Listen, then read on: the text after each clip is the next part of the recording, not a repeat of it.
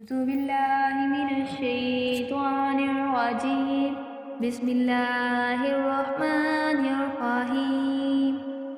تمام دیکھنے اور سننے والوں کو السلام علیکم۔ شب برات میں شب بیداری کیسے کی جائے، آئیے آپ کو اس کے متعلق بتاتے ہیں۔ شب بیداری کا مطلب یہ ہے کہ اس رات کے اکثر حصے میں اور ایک قول کے مطابق کچھ حصے میں قرآن حدیث کے پڑھنے یا سننے میں مشغول رہیں یا تسبیح پڑھتا رہیں یا نبی کریم صلی اللہ علیہ وآلہ وسلم پر درود و سلام بھیجتے رہیں۔ اس سے معلوم ہوا کہ اس رات میں شب بیداری کے لیے کوئی خاص طریقہ اور کوئی خاص عبادت مقرر نہیں ہے۔ تبھی نشاط کے ساتھ جس طرح بھی خدا کو یاد کر سکیں، چاہے قرآن و حدیث کی تلاوت و سماعت میں مشغول رہیں، تسبیحات پڑھتے رہیں، چاہے درود شریف کرتے رہیں یا چاہے نوافل ادا کرتے رہیں۔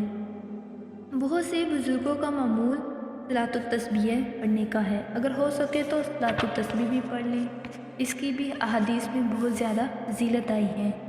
اور 14 شب برات میں یعنی کہ شعبان کی 14ویں شب میں ہمارے نامہ اعمال بند ہو جاتے ہیں اور 15ویں شب میں ہمارے نئے نامہ اعمال کی فہرست کھل جاتی ہے۔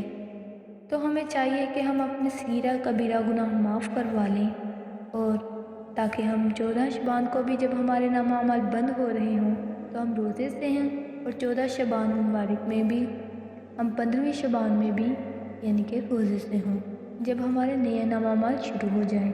تو آپ نے ایسا کرنا ہے کہ 3 دفعہ سورۃ یاسین کو پڑھنا ہے۔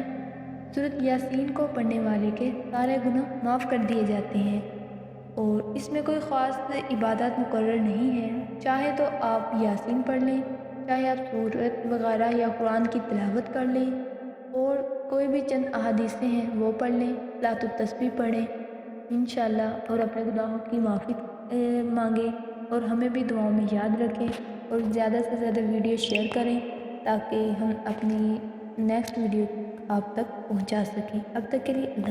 اگر آپ نے اب تک ہمارے چینل کو سبسکرائب نہیں کیا تو ابھی سبسکرائب کریں اور ساتھ ہی بیل آئکن پر بھی کلک کر کے ہماری لیٹسٹ ویڈیو کے بارے میں اپڈیٹ جانیں۔